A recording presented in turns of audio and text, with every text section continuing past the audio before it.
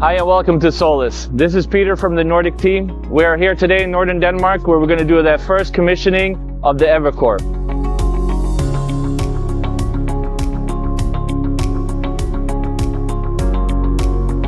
Evercore det er et BESS-system, som vi skal bruge til netbalancering.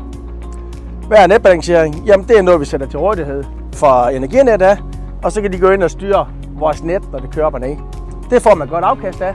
Så er systemet, den hedder 47%. Det kan ikke blive bedre. Hvad kan vi hurtigt sige om Evercore? Vi har et stort kabinet her fyldt med batterier. Siden har vi inverteren, som laver batteristrømmen om, kan man sige, til almindelige 230 volt, så vi kan bruge den. Man kan også sætte solceller til den, man kan sætte en generator her på. Så er vi ellers kørende. Det er et kabinet, der hedder C5. Det vil sige, at vi kan sætte det direkte ned ved siden af søen, eller ved havet. Så super fint. Det kan kobles op som et komplet off-grid-anlæg. Inverter, solceller, batterier og en dieselgenerator.